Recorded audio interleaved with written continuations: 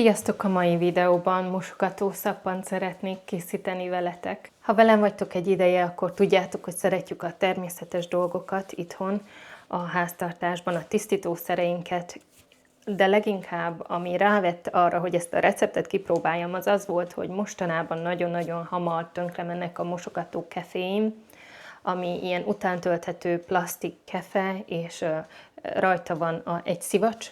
Ez a szivacs egy hét után már leválik a keféről, úgyhogy azt mondtam, hogy valami mást is ki kell próbálnom. És az a tervem, hogy elkészítem ezt a szappant, és majd egy fa kefével, egy ilyen súroló kis kefével fogom használni, vagy esetleg visszatérek a hagyományos szivacsra, meglátom. Mindenképp szerettem volna adni ennek egy esélyt, már nagyon régóta fut ott hátul az agyamban, hogy majd ezt egyszer kipróbálom, ezt a receptet. Most eljött a napja, hogy kipróbáljam. A samponszappan készítése után, amit nagyon élveztem, felbátorodtam, hogy oké, nincs ebben semmi lehetetlen, csak pontosnak kell lenni, és neki kell látni, és elkészíteni. Úgyhogy tartsatok velem! Mint minden szappankészítésnél általában két dologra, több dologra is, de két kategóriára osztható az összetevők listája. Az egyik a víz és a marószóda, amit nagyon óvatosan kint védőfelszereléssel kell összekeverni. Talán ez az, ami ijesztő a szappankészítésben, de lemerek fogadni, sőt, biztos vagyok benne, hogy a nagyanyáink nem dolgoztak sem szemüveggel, sem kesztyűvel, de lehet tévedek. Még emlékszek arra az időre, amikor kavarták kint a kert végében, a nagy üstben a szappant. És a másik kategória, amire szükségünk lesz, az olajok kategóriája. Itt lehet variálni az arányokat, attól függően, hogy milyen típusú szappant készítünk.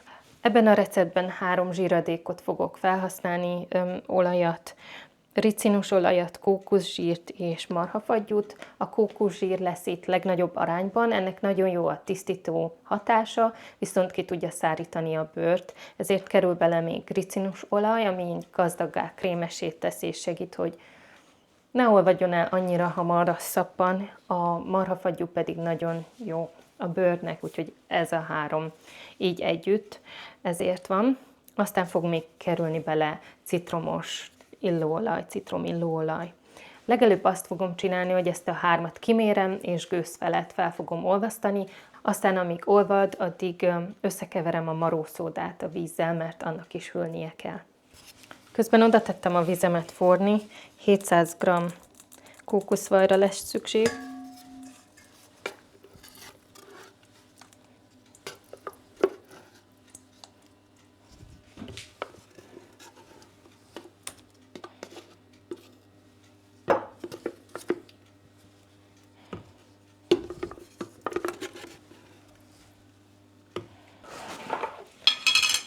Aztán 31 g marhafagyút fogok beletenni.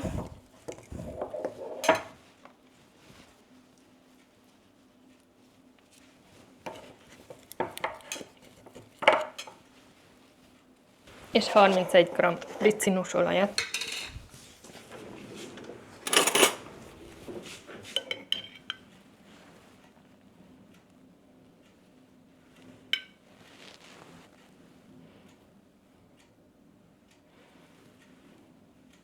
Ezeket össze fogom olvasztani, és addig kimérem a marószódát.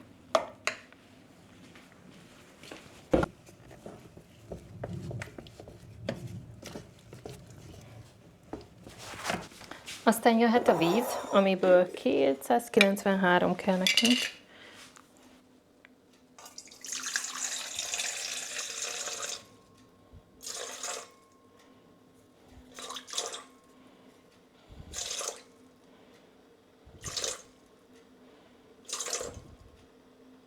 Szappankészítésnél érdemes desztillált vízzel dolgozni, ezt olvastam, és még lehet szűrt vizet is használni. Nekem szűrt állott vizem van itt. Samponszapannál is ezt használtam, úgyhogy remélem nem lesz gond.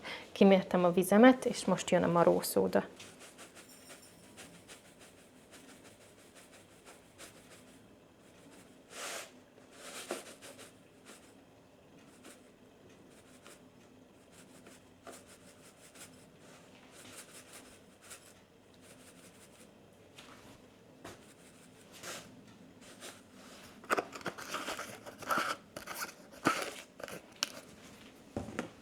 A vizet és a marószódát kint össze fogom kavarni, mindig a marószódát öntjük a vízhez, lassan apránként, használok majd kesztyűt és szemüveget és fém eszközöket, mert a fát a marószóda tönkre tudja tenni, de legutóbb például fakanállal dolgoztam, és nem lett különösebb baja, de azért érdemes inox evőeszközöket használni. Oké, fő a biztonság, óvatosan összekeverem a marószódát a vízzel, apránként fogom beleönteni és kavargatom közben.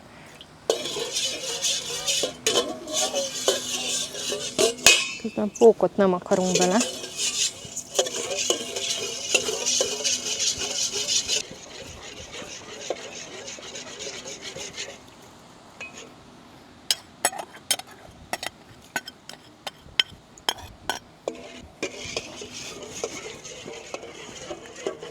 Nagyon érdekes, egészen meleg lett az edénynek a fala. Reagált a marószóda a vízzel, és hőt bocsát ki.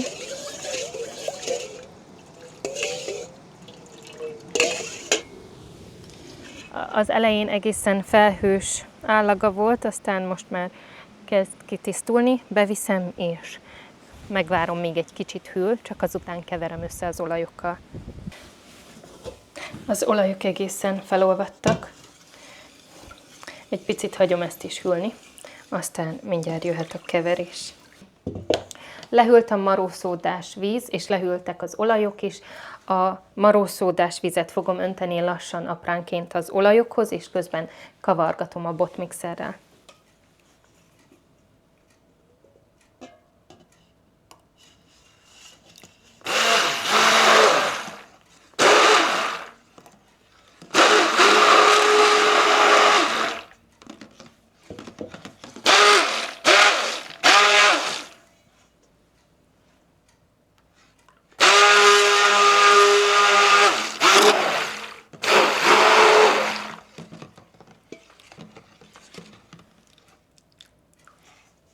A recept azt írja, és az előző szappanomnál is így volt, hogy nagyon könnyű túl verni, túl kavarni, nagyon hamar megkeményszik. Ehhez fogom hozzáadni most a citromos illóolajat,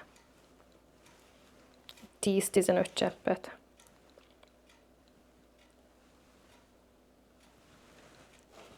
Maximum 20 másodpercig tervezem kavargatni, és beleöntöm a formáimba.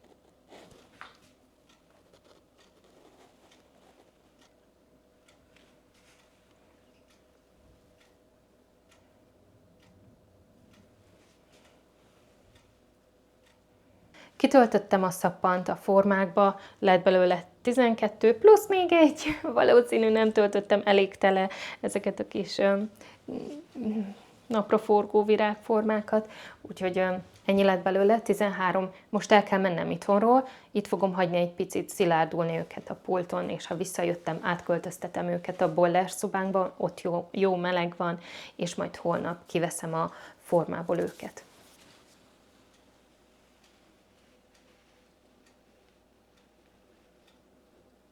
Kiborult csillagom, kell vigyázni rá.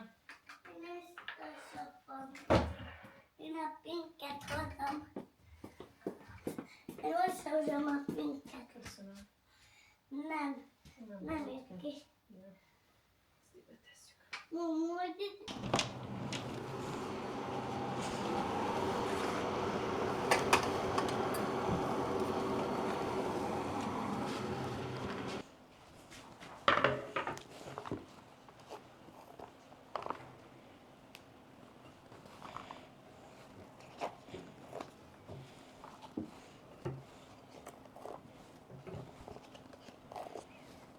Másik nap van, kivettem őket a formából, vagy kiveszem, és még állni kell hagyni 4 hétig. Egyet persze muszáj lesz kipróbálnom, mert nem bírom megállni, hogy ne próbáljam ki.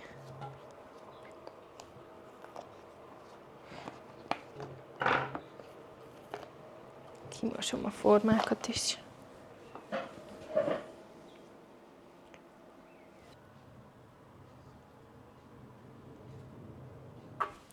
Ezek visszamennek a boiler szobába, és 4 hétig ott fogom őket szárítani. Rendeltem szivacsot hozzá, remélem, hogy azzal majd jobban fog habzani. De így is.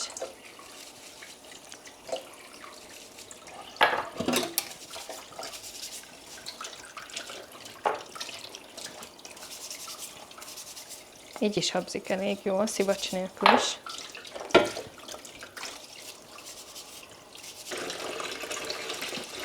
Úgy néz ki, elég jó a habzása.